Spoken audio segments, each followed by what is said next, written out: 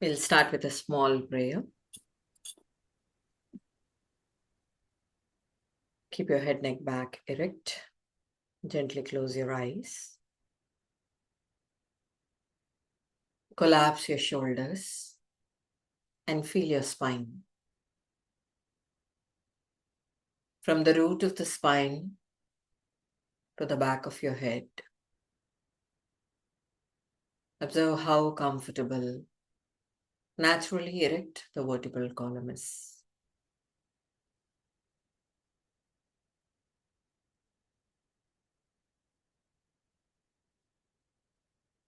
Now slowly, let's spinal breathe. Inhale, lift the spine up a bit. Exhale and bring it back to the natural curve. Breathing long and deep. Feel your spine moving.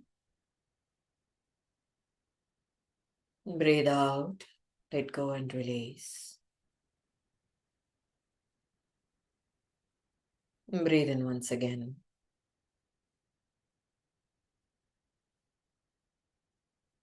Breathe out and let go.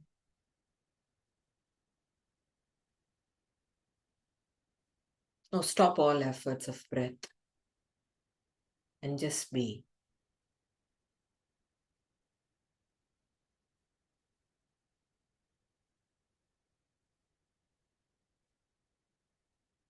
Listen to the shloka. Vasudeva Sutam Devam Kamsajanuramardanam Devaki Paramanandam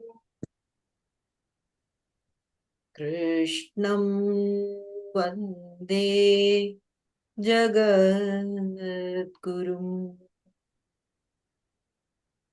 Mukang Karoti Vachalam Pangum Langhayate Girim Yatkripatamaham Vande Paramananda Madhavam Akandamandalakaram Vyaktam Yena Characharam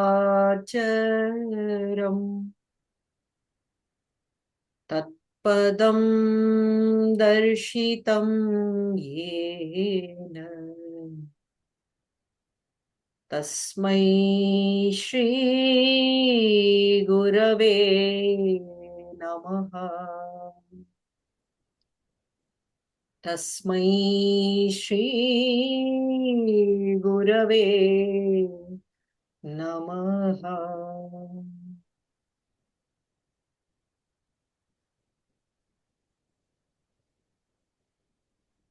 Simple palming.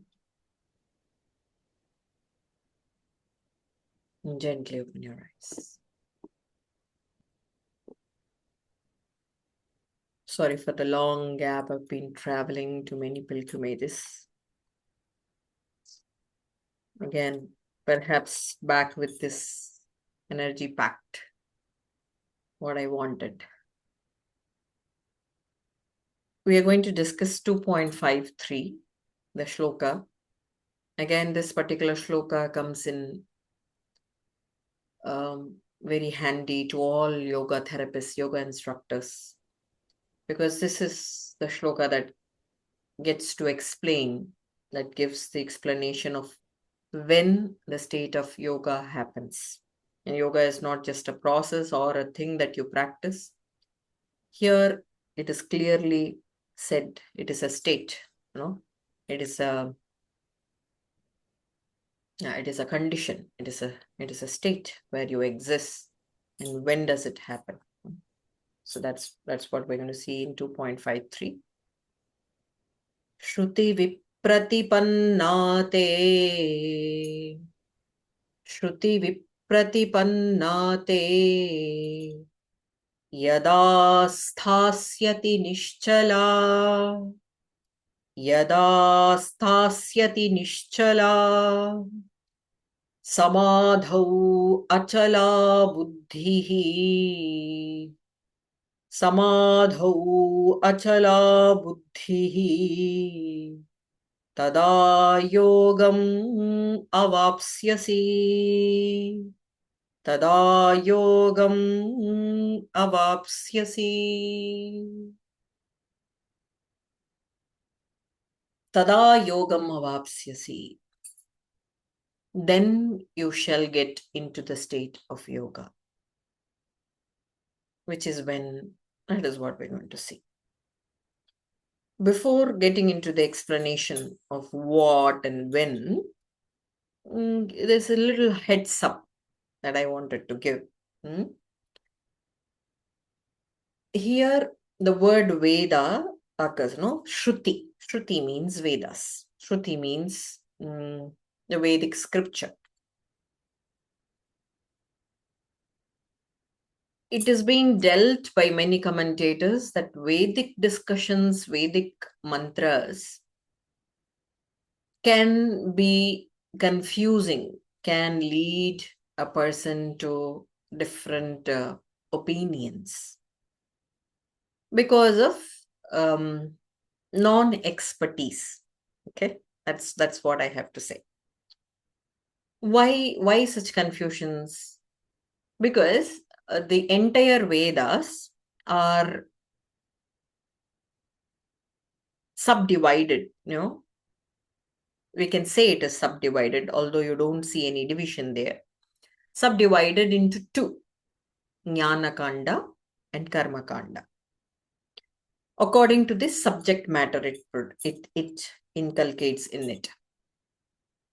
So Karma Kanda are the portions where there are certain rituals prescribed, yajnas and sacrifices. It's not animal sacrifice, it is fire sacrifice. So the oblations that you put into fire is also called as a sacrifice. You don't kill anything there. Now, why are they prescribed? Why were they prescribed? There are many other reasons for it. It depends upon the individual. If I say, okay, I am depressed, what are all the asanas I'm going to do?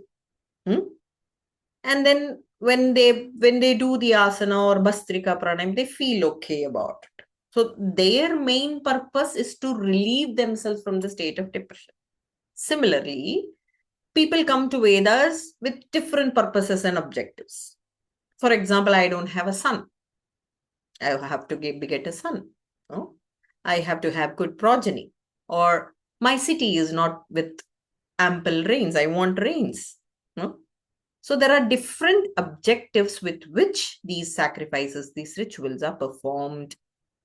And for that reason, these karma kanda, the certain Vedic mantras are utilized to perform such sacrifices. But on the same time, Vedas, with its implicit meaning, that's how I should say, with its implicit meaning, will not suggest to do any action which has a purpose, which has an objective. The second portion, Jnana Kanda, will say, ask yourself, what is the purpose of life as a whole? Or do you have fulfillment, sense of fulfillment in this life? So if you want fulfillment of life, if you want to accomplish the real purpose of life or being peaceful, in frank, plain words, being peaceful is the purpose of life. If you want that, do you have to do many actions for it? Do you have to go behind success for that? Do you have to work on accomplishments of your sense pleasures? It is a big question. That is exactly what Jnana Kanda revels you with. Now, when you see, there is a stark contrast between both, right? The Karma Kanda and the Jnana Kanda. Why are these Vedic mantras revealing these two different opinions to people? Not because it is confusing, not because they are misguiding, but because of the people's perspective who read it or who try to inculcate it. Certain come with problems. You don't feed spiritualism to a person who is hungry on the roads, right? Swamiji also says, Swami Vivekananda says, feed the hungry first. Don't give him spiritualism. So you have to, Veda Mata, the mother of Vedas, the mother Veda, provides what has to be nourished, what has to be nurtured. No? When a person comes with problems, she gives, okay, this is how you have to do. No? When you do such rituals, your chitta shuddhi happens. Your mind gets unpolluted. You clarify your mind. You slowly do the pranayama. Nadi shuddhi is also involved in yajnas, if you could see. There is dhyana, there is japa. There's so many yogic techniques performed. Only through this series of practices, one gets relaxed. Like, for example, yesterday we had a small portion of recitation of Sundarakanda, a great epic called Ramayana, in Hindi. It was continuous. It was two and a quarter hour continuous recitation. And then all of a sudden, everything stopped. People were feeling that silence. People were feeling that quietude, that good vibe. So when your mind is anxious and overthinking, when something speedily happens, which has a spiritual essence in it, you naturally get that vibe. You get to understand what was there later after the process is done. So not everyone can read this technique, because every technique is different for that matter. Every technique is different because every person is different. The needs of the person are different. So here, when we talk about Vedas in this mantras, in this shlokas explanation, please don't think, that's the heads up. Please don't think that Vedas are confusing. It is just the confusion created by the perspective of the person who comes into the contact of Veda Mata. Okay. Now I get to explain the entire shloka. Shruti vipratipannate yadastasyati nischala samadau achala buddhi tada yogam avapsyasi. When your intellect is confused by the conflicts of opinion created by Vedas, created by Shruti, or the ritualistic portion of Vedas, you get to stand steadily. No? When your intellect stands steady, and steadiness here is called as samadhi. Achala buddhi, the unshaken, unruffled buddhi, unruffled intellect, then you get into the state of yoga. Tada yogam avapsyasi. So I would take the entire shloka into a different tone if you don't mind. Let me just put this into real world terms. Okay. Forget about Vedas, forget about Karma Kanda, forget about Jnana Kanda. I have to explain the meaning of the shloka, so I did. But just for a moment, take or incorporate the shloka into our worldly term. Nobody is worried about Vedas, nobody is taking the Vedas, nobody is reading now. Okay. But what is Shruti here? To this times, to this postmodern era's times, I can see all the informations that we are being toiled with, especially post-COVID. Everything is on your fingertips. If you want to know about medicine, there is Google. If you want to know about something, someplace, there is one another engine, search engine that is helping you. Is this app, that is that one. There are so much of insurge of information, so much of words that you are hearing, and along with that, what comes? Do you prefer yourself to be called as a knowledgeable person? No. You're just filled in with informations, right? What happens to such huge voluminous amount of information into this mind? Your mind becomes turbulent.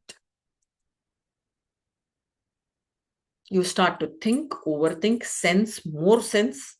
For example, I get to have my senses of leg being numb. Okay. And then what do I do before contacting to a medical professional or a health professional? What do? I take up my phone, Google out what are all the possible causes of my legs getting numb.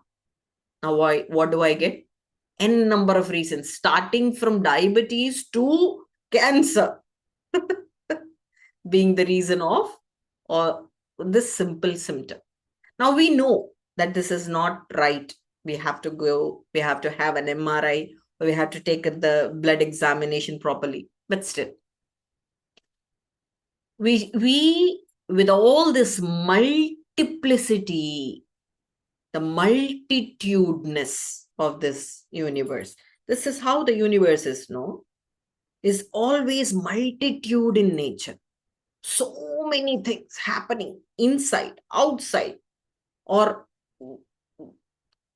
coming up, appearing, disappearing. No? With all this multiplicity nature of this universe, your mind becomes multiple. What happens when the mind becomes multiple? Oh, it's a holter's nest. Buzzing bees all around. So much of chaos, so much of noise.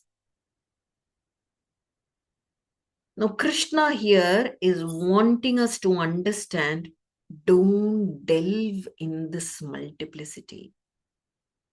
What do you want? You want me to be an ignorant fellow? You want me to avoid things? Stay like that? Unhearing anything, unseeing anything? Living like a sannyasin? Should I not be responsible for such things? When your mind moves in this direction, what happens? You get into the identity of a role. I'm an Indian. I'm a woman. I'm a parent. I'm an administrator. I'm a businesswoman. Remember, when we identify ourselves as the role played, that is sheer ignorance. What do I get to do when there is multiple things happening, so many chaotic things happening? Klesha in house. That is what in Hindi and Sanskrit we say. Klesha, misery in the house. Miserable incidents in the nation. What should be your attitude? Stay in that one. Wholesome one. What is the point in staying in that one? Your mind won't be turbulent. When your mind is steady, your mind is achala. When your mind is sthira, unruffled, you're already in the state of yoga. You're reflecting that positivity from within. I was talking to Aurelia a day ago, where I was mentioning there were just 8 meditators in Los Angeles sitting, meditating at one place at the same time. And then the crime rate of the city came down 40%. What are they doing? What were they doing? With that powerful intent that there should be peace around. So it is not avoiding the situation. It is not being irresponsible. You get my point? When your mind state is unruffled, steady, then and there you are in the state of yoga. Then and there you are reflecting that positive vibe. You are reflecting positivity. You, as Sister Shivani used to say, be the light and reflect. No? Be the light and reflect the same. Your resplendence will be in such a manner that whomever comes into contact, not necessarily by person or by touch, no? Tirti kurvanti tirthani. There is a word, there is a statement in Bhagavatam where we talk about those holy rivers, no? In India. If you go and take a dip in Ganga, I got one holy dip this time when I was in a pilgrimage. So these rivers are said to be holy because when you take that holy dip, it is said to release all the karmic inflictions. It is said to release all the papa, the sins that we have been, incurring all these lives. The Bhagavatam goes to an extent says the saints around the nation, the saintly people around the nation, take the dip in the river, and hence the river becomes holy. What do the saints do? They always remain in an unruffled state of mind. Tada yogam avapsyasi. They always get into the state of yoga. So the holiness, the sanctity, the purification, the nice things coming around are all because of one person's mental state. Can you believe? Can you even imagine? And hence this research came in Los Angeles, no? Why is this so so important, so significant to have this unfilthy state of mind? Oh, coming back to the shloka. Shruti vipratipanna is a word called vipratipanna. Vipratipanna means confusions. So what happens when you go to a shop and buy a coat?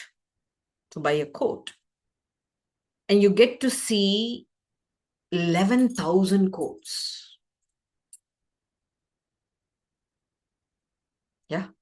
What happens to your mind? You forget which one I have, which color should I have got? What was in my mind? When there is n number of things, when there are options, when there are too much of informations, your mind will definitely be unsteady. Why? There is something called ego self. Huh? That starts to appear.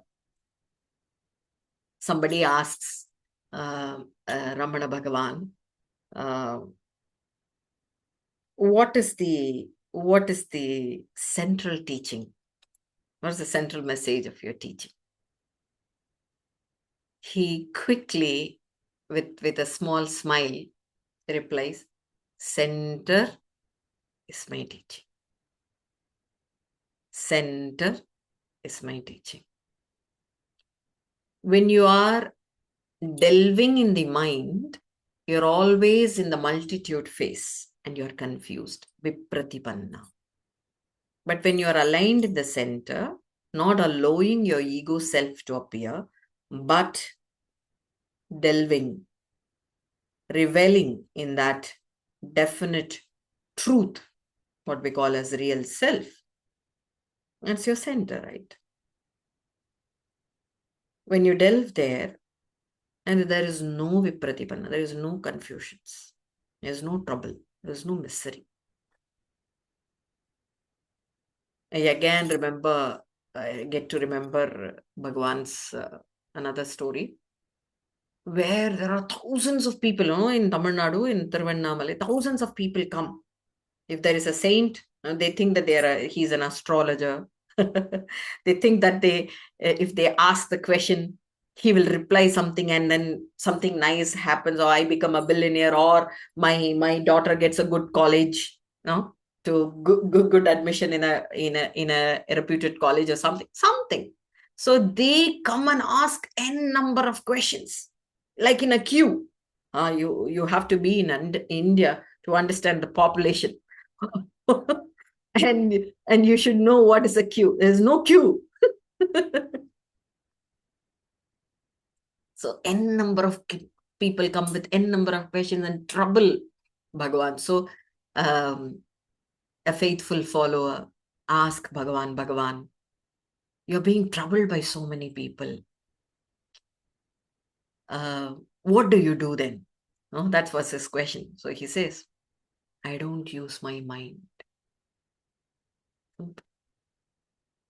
His answers are always simple but very strong. It goes and strikes your heart and stays there. You can't forget it.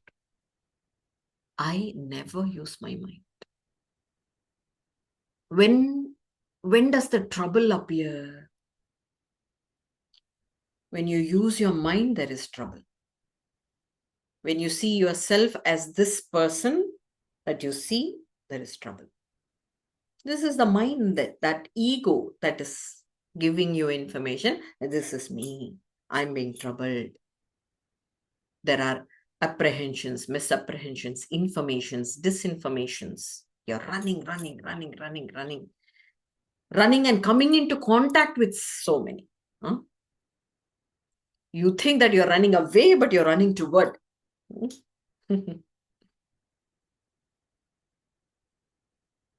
So when you use your mind, there is trouble.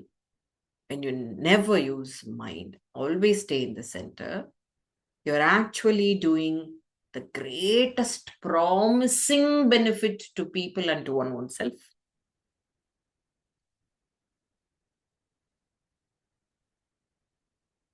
There's Shankaracharya, who was mentioning in his interpretations of Bhagavad Gita, where he says how a soul goes to a guru. When does he go? When does he really feel to go to a guru? Parikshalokan karmachitan brahmano nirvedamanaha nasti akritaha kritena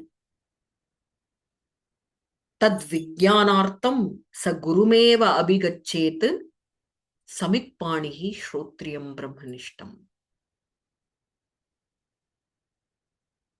A soul, after being tormented by lives after lives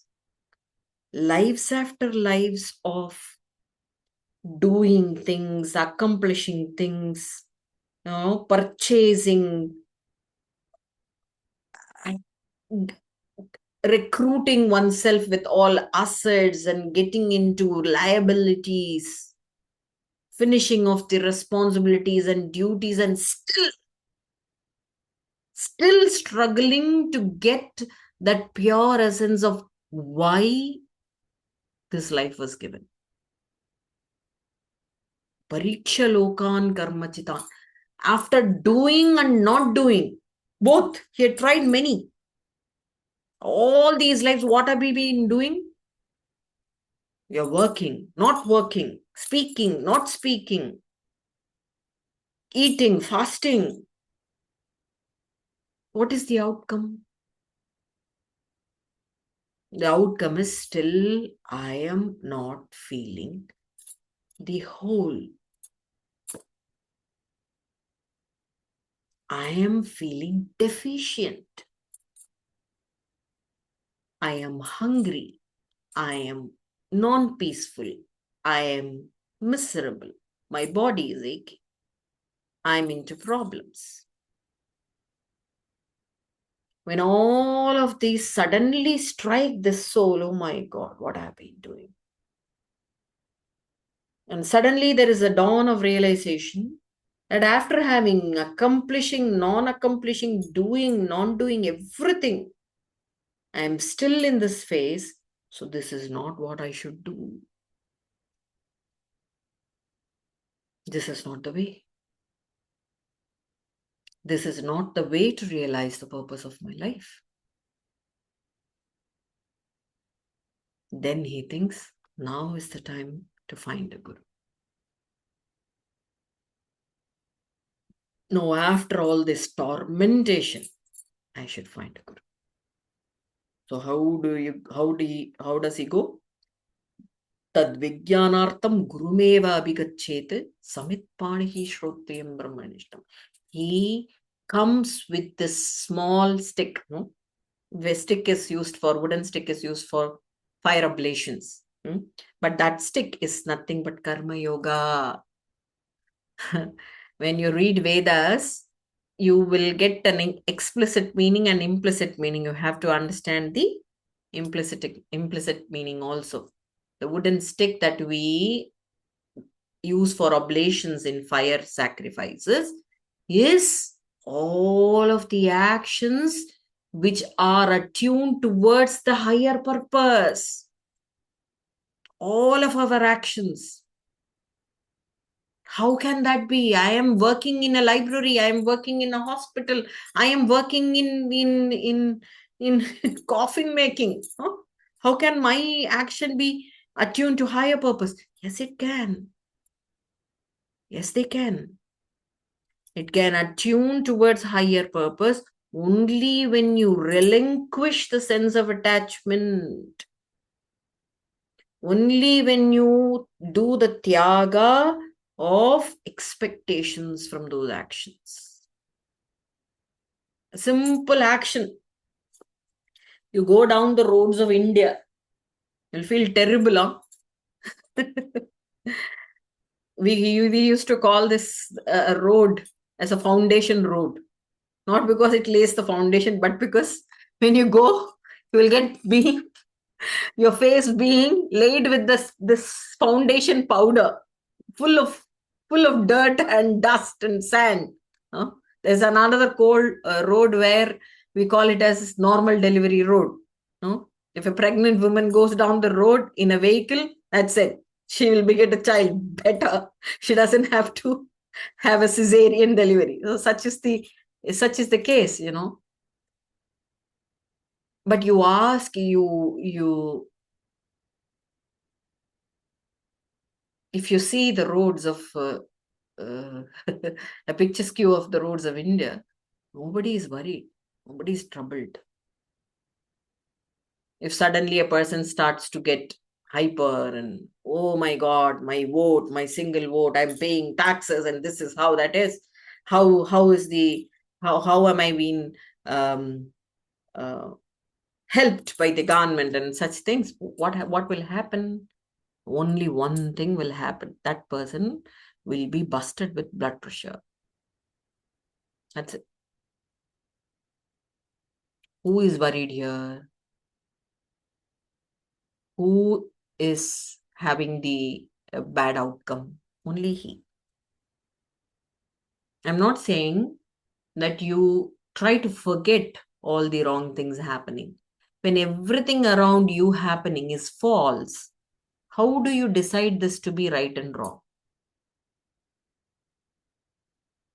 For example, there is a drama that you're going to watch, a good theater. Good person, very good at acting. He's bleeding to death.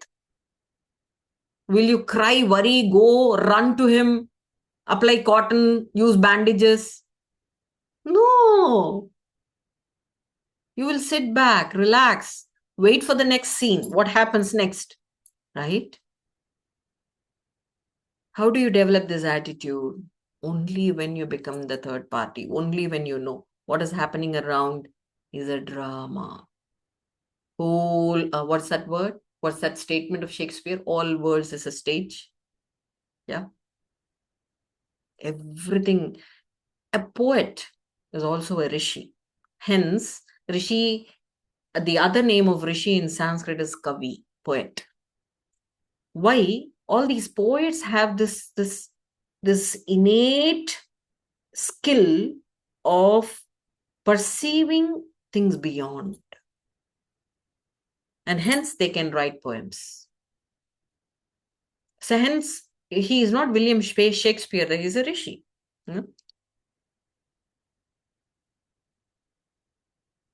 John Milton's again, many of them are so wondrous, filled with truth. Coming back, sorry for being distracted by many things. Coming back to the soul being tormented and going to the guru. How does he come? Comes with the state of karma yoga. All his actions are purposed, are attuned towards the higher purpose. Shrotriyam Brahmanishtam. He is ready to hear the Acharya. He is ready to hear the Guru. What is he going to say? He's not going to say any word. Why? He is going to be in silence and transmit silence. Because there is no word that is going to describe who you are. What's the purpose of yourself? What's the purpose of life? No words can describe that. Like, for example, what is the difference between the sweetness of the sugar and the sweetness of jaggery? Describe in a page. Sweet is sweet, right? You have to relish it. You have to experience it. Experiencing self is that mishta, is that sweetness. So Gurostu maunam vyakhyanam shishyastu chinna samshayaha. Guru is always in mauna, always in silence. And what happens to the shishya? What happens to that follower, to the student? He kills all his doubts. All his doubts and questions are shattered. Why? They have been answered by silence itself.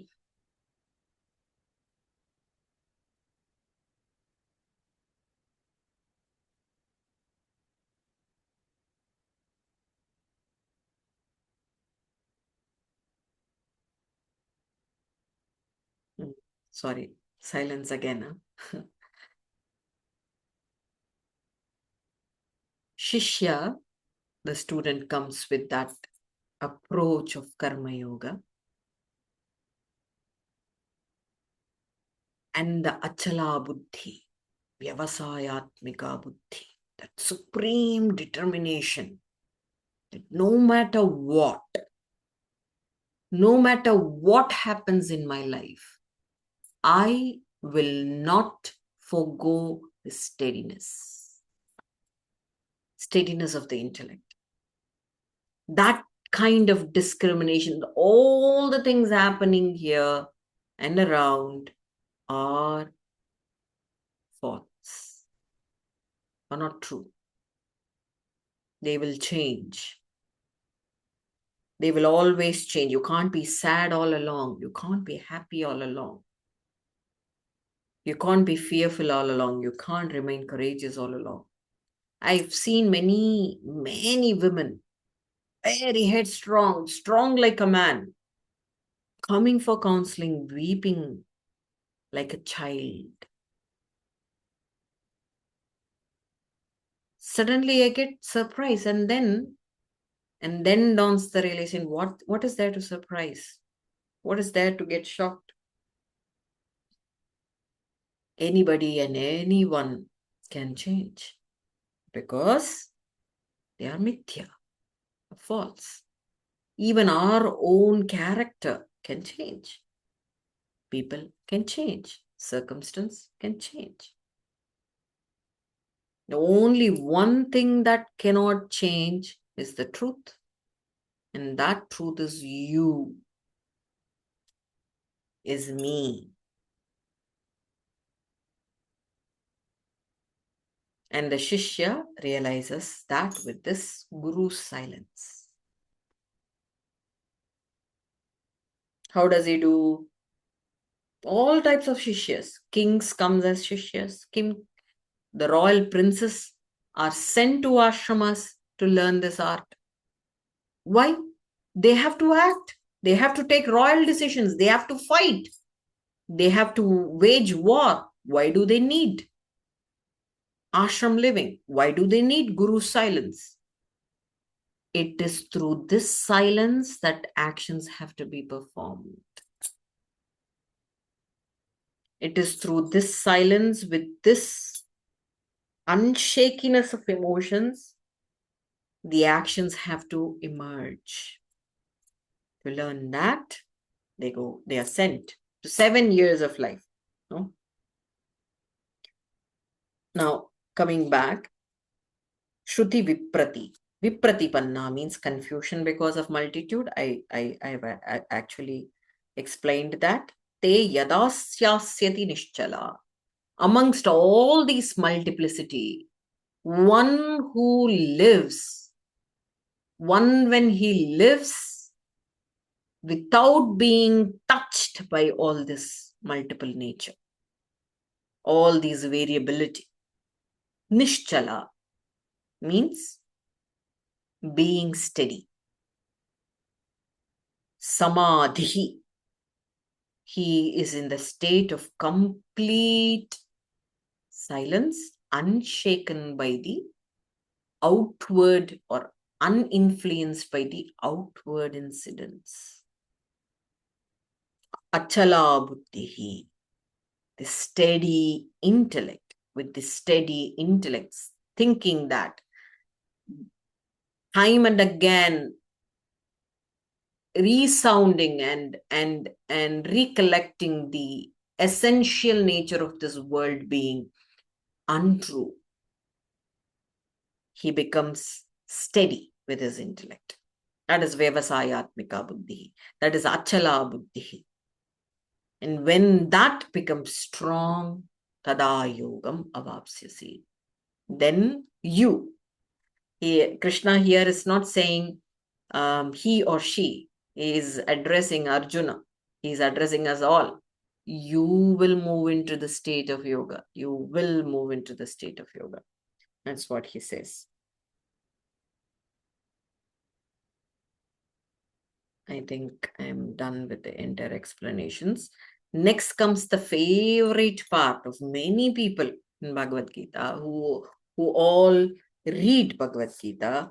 In fact, my favorite portions too, which is called Sthita Prajna Lakshana, the characteristics of a person whose intellect is very steady. How come a steady person can live in this world? Oh, that's what Arjuna is asking. How come it is possible that he's living? He's asking, how does he walk? How does he speak? Does he eat? Does he drink? Or is he someone in Himalayas up there, eating leaves and drinking air, something like that? Are you talking about a person who is unbelievably, unimaginably only one living in the entire world? Or are you talking real? So he's asking all these questions. And then Krishna is going to answer how a person really lives with a steady intellect and what are all his characteristics. By knowing their characteristics, we'll try to impart. And we'll also take in Valmiki Ramayana's examples in this next section. And while finishing off this, from 2.54, the Sthita Prajna Lakshanani starts to occur, and then it ends by around 2.72 or so.